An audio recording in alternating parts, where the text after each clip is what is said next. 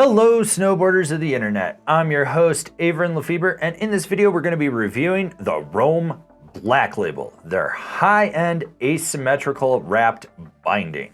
I rode this binding at Copper Mountain on a sunny bluebird day with moderate to high gusts of winds, chop, chunder, perfect midday corduroy, a little bit of ice, kind of your typical spring-like conditions, and I rode it on my Ride Shadow Band snowboard with my K2 Thraxis boots. Alright, so let's talk about adjustability on this binding. There are a lot of options. You have 3 set screws, 2 at the heel, 1 under the foot that you loosen up. You can slide the heel cup in or out to center it on that boot. Coupled with that, you have a foot pad that moves forward or backwards as well. Now, when it comes to the straps, you have flip tabs that you flip up, slide them down. That is going to lock them in if you need to move them around to position them over your boot. The toe strap is also on a pin system, so you push down, pull back up. That is going to help you dial it in over your toe box. Now going back to the heel strap, you also have the pivot mount. So if you're one of those people with instep pressure, you can actually set how far up or down the strap comes across your instep, and that is really easy to use. Then in front of that, you have the high back rotation as well as the canting alignment. So you can actually cant the degrees that the high back is, as well as rotating it to make it parallel to the heel edge. And then you have your forward lean tab. You can flip it up, slide it down, lock it into place. Like I said, there are a lot of options for adjustability with this binding. When it comes to the straps on the Black Labels, you get full Ox-Tec, toe and heel. Now the heel strap has been upgraded this year. You're gonna get the Ultra Flex Pro version of their Ox-Tec. So this new generation of it, it looks like it's got a chainsaw blade around the top and the bottom, but basically this is to help it be stronger because some of the older ones were starting to tear. So what this does is it's also pre-molded. It's gonna fit better over the instep of your boot, really contour to it, and then it's got this exoskeleton inside of it to help make it a little more rigid. So what you get is a rigid instep with more give on the outside, and then that Ox-Tec, which has no padding in it, so you don't have to worry about pressure points, it's just gonna contour. With the toe, it's still the same Ox-Tec strap. That cutout is solid. It's going to fit over a multitude of boot shapes and really just grip and lock down. I really dig these new straps. I think it's the right direction for them to be going in for durability. With the ratchets, they've kind of lengthened the pull tab on these, so you get a little more torque. They climb a little bit easier. The 1-finger quick release is solid. You don't have to worry about it. These ratchets just feel locked in. They climb well, they hold well. I never had any slippage. I never had them prematurely release. With the high back on this, you have the Power Graft high back, which is proprietary to Rome. It was an industry first.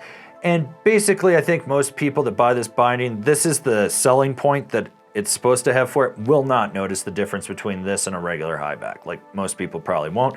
It's got a little play to it. It's still rigid down the middle, so when you drive into it, you get a ton of power. The forward lean adjustment is easy to use. You flip it up, slide it down, flip it back down. It locks into place. Overall, it's a really solid high back. The one other adjustment that we need to talk about is that on the inside, you do have the ability to cant the high back just to kind of change the power dynamic. I have never met someone that cants their high back. I'm sure there's people out there that do. I don't do it. I own 4 sets of Black Labels, just tossing that out there. I think it's a feature that the right person will use it, but 99% of people watching this video will never use it. So when it comes to the flex of this binding, it's a little bit past middle of the road, but you do get more lateral flex right out where the ratchets are just because of that asim heel wrap. You don't have that metal bar coming down, so you're gonna lose some of that lateral power and drive to get more flex out of the binding.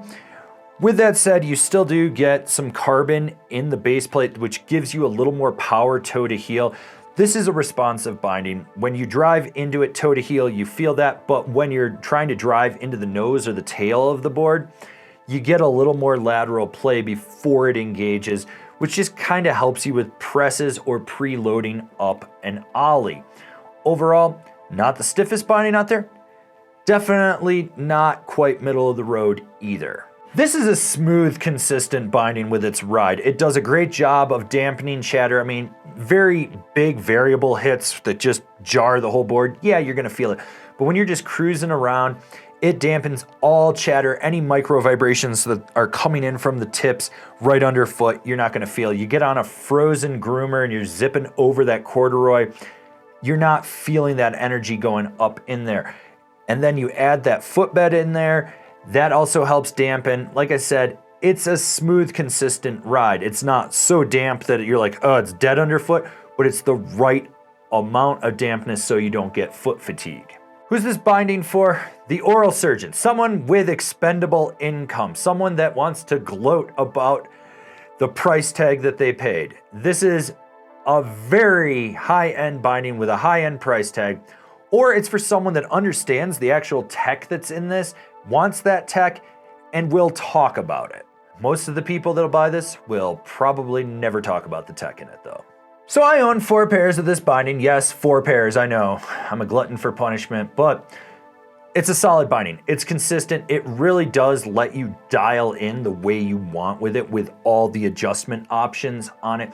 And having had this since the first generation to this generation, which I would consider this to be generation 3 realistically, the heel strap is an improvement in my mind. It will be more durable just with the way it is shaped and how it works, and it's still gonna perform just as good as the older version Ox-Tech strap that they had. I like this binding. I like the way it rides. It's just consistent. You can trust it once you dial it in, you tighten everything down. You do have to check the screws every so often just to make sure nothing's backing out on you, but it's solid. Comparable bindings, the Jones Mercury, the Ride C9, the Battalion Astro ASIM. This has been my review of the Rome Black Label binding. Do you agree? Do you disagree? Do you own a pair? Are you gonna buy a pair? Leave me a comment down below. Let's have a conversation about this binding. If you're new here, remember to subscribe, click the bell, get those notifications. That way you're not missing any of the videos we got coming out for all you snowboarders of the internet. And if you really like what we're doing over here and you want to support us further, swing on over to Angry Snowboarder VIP and become a member. Sure, I could tell you more here, but I got a video over there that explains it so much better. As always, I've been your host, Avran LeFeber, and I'll see you in another video.